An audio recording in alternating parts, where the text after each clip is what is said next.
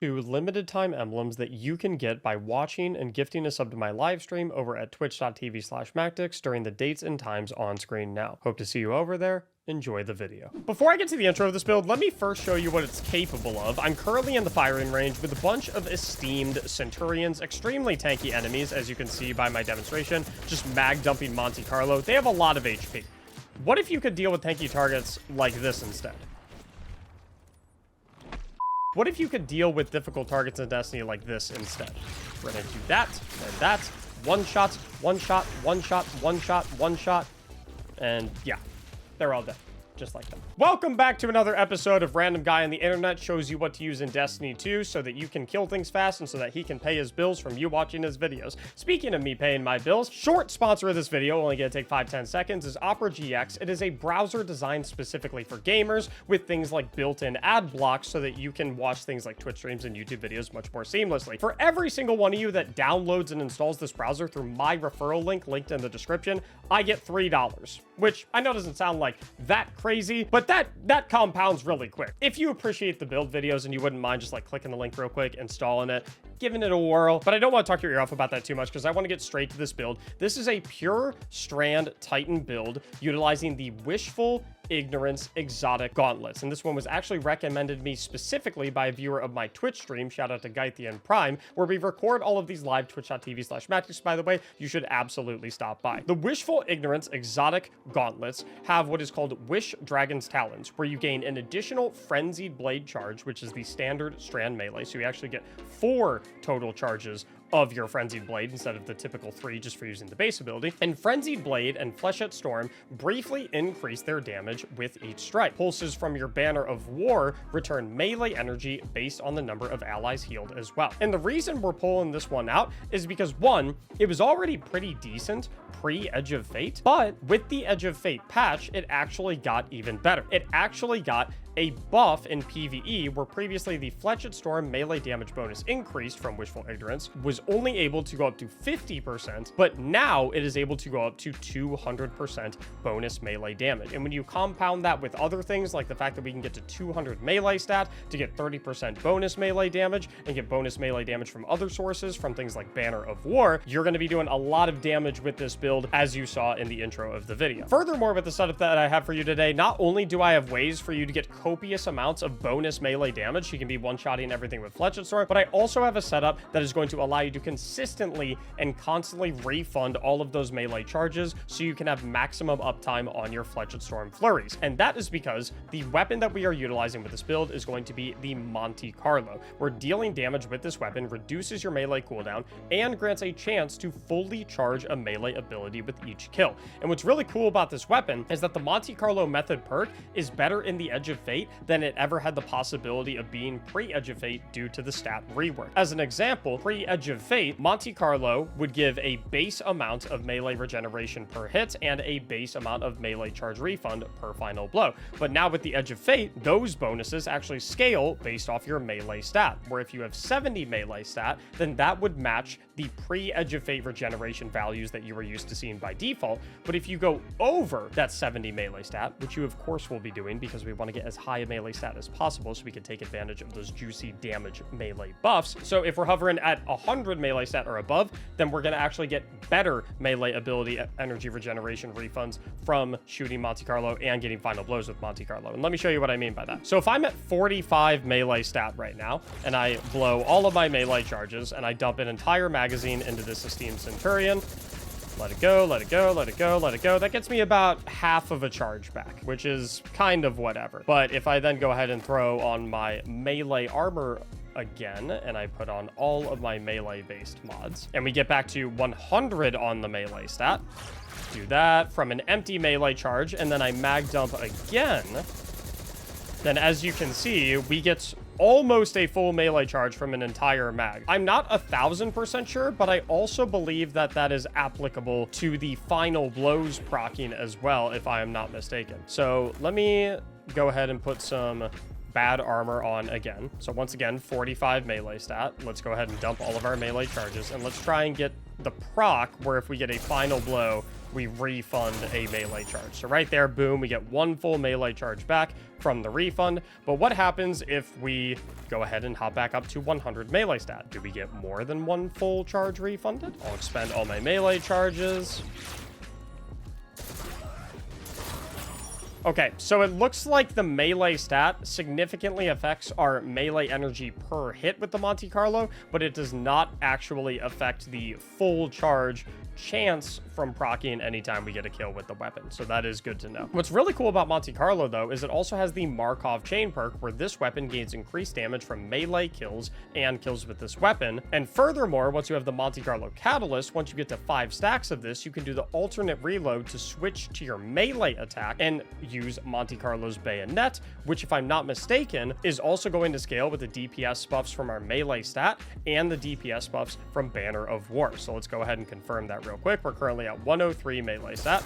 So let me go ahead and get Markov chain X5. Hit the alternate reload. Bang. 2,931. Now, what if we have Banner of War up, as we currently do? 3,197, so it does indeed get buffed by Banner of War. But what if we have additional melee stat points on as well? So we'll go ahead and throw these on also. Hit this guy. Hit the melee. Boop. 3,387, so it just gets made powerful by all sources of melee damage bonuses, which is really, really nice. And just to give you guys an idea in terms of like actual gameplay, how quickly you're actually getting all of your melee charges back, if I just go ahead and kill a couple of these legionaries real quick, pop a couple mags of Monte Carlo, like that's 4 enemies killed right there, and I have 3 melee charges back already. 4 enemies killed gives me 4 melee charges back already. So it truly does, like, your melees refill extremely quickly, and you don't necessarily have to dump all of your Fletchet Storm charges all in one go. You can do 1 or 2 to go ahead and knock out like a tanky target, and then you can go back to using your Monte Carlo to go ahead and slay out the squishier ads to try and proc those Markov chains so that you can get those full melee energy charges refunded, and then you're already back up to max stacks for the next boss that you run into or the next tanky target that you run into. But it gets even better, because once we go into our subclass, we have the Rally Barricade. Generally speaking, this is just a very strong PvE ability, primarily due to the fact that it pulls all enemy aggro and increases the reload speed, stability, and range of all your weapons while you're behind it. With something like Monte Carlo, not the greatest range in the world. So this legionary right here, I'm hitting 38, 37 to the head. But if I go ahead and pop this sucker down, oh, never mind. Actually, doesn't really make any difference at all. But the reload speed is very, very nice. So if I have the Rally Barricade down, shoot real quick, hit a reload, then I come behind it, reload behind it. Reload is significantly faster, so that just generally speaking feels very nice. And if you're trying to hunker down, feels really good. And it's nice for teammates as well if you want to provide something that will soak enemy fire and enemy aggro so that your teammates aren't getting hit quite as much. For a grenade, I actually really like Grapple Grenade for this build. Primarily, 1, for the mobility, just because I think Grapple Grenade is super fun. 2, because I don't really care about making threadlings or suspending targets with this build. And 3, Grapple Melee is also buffed by things like our melee stat bonus, so that 30% bonus melee damage that we're going to be getting if we get to 200 melee stat. So it just kind of plays into our melee a little bit more. This is a very melee-centric build. Grapple Melee is kind of having a grenade and melee 2-in-1 special, so I really like that aspect of it. Speaking of aspects, actually, Banner of War, as I alluded to previously, is going to be our first aspect. Anytime we defeat any target with a melee attack, finisher, or sword, we raise a Banner of War that pulses with energy, periodically healing us and nearby allies, and increasing melee and sword damage. Specifically, it increases our melee damage by 100%, which is awesome for our Fletchet Storm. Targets defeated by you and nearby allies charge the banner, increasing the speed of its pulses and thus increasing the healing. But this is what's really cool about this build and this exotic, is that if we come back to the Wishful Ignorance, pulses from your Banner of War, which again, we get more pulses more often as we charge the Banner of War with kills, return melee energy based on the number of allies healed. So I want to test this out real quick because I actually haven't put this to practice in real time. If I go ahead and expend all of my melee charges and then I get Banner of War going, as you can see, if you see in the lower left, I'm just getting small chunks of melee energy back, and that's from the pulses of Banner of War when it's healing me. And then if I get more kills and I get the Banner of War to higher stacks, so right now it's at 1 stack. If I keep killing enemies, now it's at 2 stacks. and I go ahead and keep on killing some stuff, try and get it to 3 stacks. Those pulses are going to be more frequent, and so you'll see in the lower left, those melee pulse charges are returning more quick. But what happens if we have a couple of allies in our team, and we are also hitting our allies with the healing from the pulses as well? How much is that going to increase our melee ability regeneration from the pulses? So let's start with just 2 people in the circle. So I'll have Rob and Gorgonzola kind of sit here next to me in the corner, and we'll see how much it increases the charge. This will be like your typical 3-man fire team experience. So if we go ahead and get rid of all of our charges except for 1,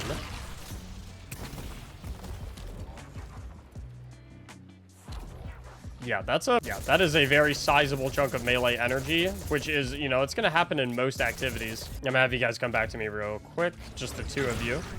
Let me get the Banner of War X3 going. Yeah, that's a very sizable chunk of melee energy. Now, let's simulate like a raid fire team setting right now. So the rest of you 3, TJ, Knife, and Hootzifer, come on down. Okay, so X2, so we'll get pulses quite frequently. So if you're in like a raid team setting and a lot of the people in the fire team are right next to you, you get like half of a charge per pulse when you have 5 other people that your Banner of War is healing. This build only gets better when you're playing with teammates and playing around said teammates, which is pretty easy considering you can just plop down a rally barricade and then all of your teammates are going to want to go and hang out behind your rally barricade, which means they'll all be focused in one particular position, and then they'll be DPSing whoever they're DPSing, DPS in the sky, DPS in, you know, the DPS and whatever in the background, and then I can just sit here and chill with them and go boom, boom, boom, boom, boom while they're all sitting behind my rally barricade. And I'm getting the refunded charges while I'm just chilling next to them. So that's pretty neat. Now for our other aspect, we're going to be going with, obviously, Fletch's Storm. That is what is allowing us to go ahead and rip off these flurries of massive melee damage. But if we look at the specifics of the aspect, while you're sliding, you can activate your charge melee ability to leap into the air, knocking nearby targets away and dealing a little bit of damage. While you're airborne, you can then continuously activate your charge melee again to launch a cluster of damaging, unraveling projectiles. Repeatedly activating melee will chain additional throws. So the specifics of this is when you slide, you see your icon change in the bottom left. You can hit your melee button and it will consume 50% of a melee charge to send you up into the air and put you in what I like to call Fletched Storm mode. And then when you're airborne and in Fletched Storm mode, you can continuously hit your melee button again and again and again and again to consume another 50% of a melee charge in exchange for sending out a flurry of Fletched Storm. So the idea is if you have 4 melee charges, you will basically be able to rip off 7 Fletched Storms, with the other final 50% of your first melee charge being used to get yourself in the air, right? So we go up in the air, 1, 2, 3, 4, 5, 6, 7. Some of them went into the sign. He's a paid actor, but you get the idea. Before we continue, I do want to make one note, because a lot of you might be thinking, oh my god, 1-2 punch shotguns are probably crazy with this build because you can buff your melee damage. But I'm actually not really that much of a fan of 1-2 punch shotguns with this build, and here is why. The way 1-2 punch works is when you activate 1-2 punch, it consumes it on your next melee hit. And the thing with Fletched Storm is the melee ability activation that sends you into the air counts as a melee hit, and as such will consume your 1-2 punch. If you look there on the bottom left of the screen, I got 1-2 punch active. I'm not going to do anything, just show you that's not just because it's expiring. If I hit that, that eats up the 1-2 punch, which means my actual Fletched Storms don't get the effects of 1-2 punch. So honestly, I wouldn't really go with 1-2 punch with this build. You could make the argument that, like, sure, you can utilize it for the grapple melee aspect and apply the 1-2 punch to that, and you could do that if you would like. However, I would probably run a different special ammo weapon, dealer's choice, depending on whatever activity is that you are currently running. Moving on to the fragments, there's honestly not a lot of fragments that really make a lot of sense for this build, so the only ones that I really find beneficial with this setup are warding, where picking up an orb of power grants Woven Mail. Woven Mail's fantastic, huge damage resistance buff, so you have a lot of damage resistance plus a lot of healing from Banner of War. Very nice, very tanky. Threat of Generation, dealing damage grants grenade energy energy. It's just like kind of by far the best strand fragment. Gives you more grapple grenades, more mobility, and more grapple melee. So that one feels really nice. Thread of Fury is an interesting one. Damaging targets with a tangle grants melee energy, which is nice because we're creating plenty of tangles anytime we defeat an enemy with grapple melee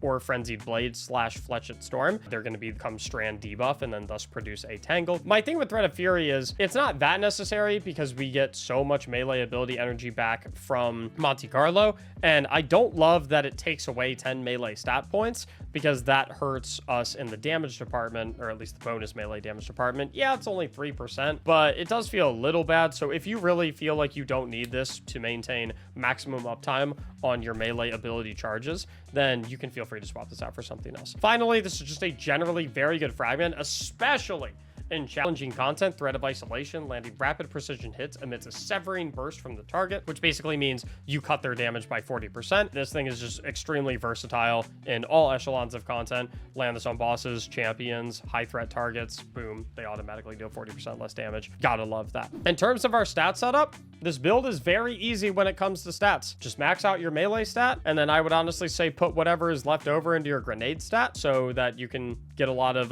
get a lot more grapple melees and take advantage of that melee damage buff. You could justify going for the super stat a little bit as well, as Banner of War synergizes exceptionally well with the Strand Titan super, giving it 40% bonus damage. Other than that, it's really all about 200 melee, and then the rest of the setup is mostly inconsequential. When it comes to mods on the helmet, we're going to go hands-on so you get bonus super energy on melee kills and kinetic siphon so that from your Monte Carlo multi-kills, you'll generate orbs of power. And then if you have enough energy, if you get tier 4 or tier 5 armor, you can maybe slot in something like a heavy ammo finder as well. Down on the gloves, we're going to go a 1 cost minor melee mod, or if you're already at 200 melee stat without this, you can go with something else. But that is because I want to expend all of my energy on the mods on my gloves right here, starting with heavy-handed, powered melee final blows create orbs of power for obvious reasons, but also for 2 melee font mods that will give us 20 melee stat apiece for a total of 40 bonus melee stat anytime that we are armor charged, which is going to help us get closer to that 200 melee stat, at least in the interim while we're still early on in the expansion and we don't really have access to a lot of high tier armor and a lot of larger stat packages and selectable stat distributions. On the chest piece, nice and easy, concussive dampener in conjunction with some resistances. Down on the boots, we're going to go with an absolution mod, reduces all ability cooldowns every time we pick up an orb of power. An innervation mod reduces grenade cooldown each time we pick up an orb of power. You might think that we want the melee based version of this, but honestly we have so much melee ability regeneration from so many sources that it's fine to show our grenade a little bit of love, especially considering it benefits from this melee based build, considering that we have the grapple melee aspect of it. And then I don't have the armor upgraded enough to be able to slot this in, but in the final slot you would go a scavenger mod matching the element of your heavy ammo weapon. Finally, on the class item, nice and simple, Reaper for orb of power production after casting our class ability, time dilation so that our armor charge stacks last for 15 seconds apiece instead of 10 seconds apiece to get more mileage out of these melee font mods. And then finally, you can go an outreach or a bomber. It's kind of up to you. Like I said before, same rationale with the innervation mod versus the invigoration mod. We kind of already have a lot of melee energy regeneration that it's kind of overkill to invest into it on the mod side of things. But if you feel like you could benefit from more melee ability regeneration, then feel free to go outreach instead of bomber, and similarly invigoration instead of innervation. Me personally, I feel like we get enough through all of our current setup. I know the one final question a lot of people might be asking is, Mac, what about, considering that this is a melee based build, using Bastion, considering how strong it is with melee based builds, as you get Saint's Fists after hitting a target with most of the pellets in a burst, which increases your melee damage for a short time. I'm not a huge fan of this personally, because you only get Saint's Fists for approximately 2 to 3 seconds, as you can see in the bottom left. And the nature of Fletched Storm is if you want to release all 8 and an extremely tanky target, which is the only situation where you would really care about that Bastion damage buff, only like 2 to 3 of your Fletched Storm bursts are actually taking advantage of Saint's Fists, right? Hit him with a burst, slide. I got like 1, maybe 2 off right there. Saint's Fury, by the way, don't confuse Saint's Fist with Saint's Fury. Saint's Fury is the buff that you get when you deal powered melee damage. So as an example, if I hit him like that and then shoot him with the burst, I get both of the buffs. So don't think that Saint's Fury is an extension of Saint's Fist. So that's the build we got put together today. I hope you all enjoy it. Please consider leaving a like on the video if you did, and please consider subscribing to the channel if you want to see all future builds that I upload here for the Edge of Fate and all future Destiny expansions. Thank you so much for watching, and as always, have a great day.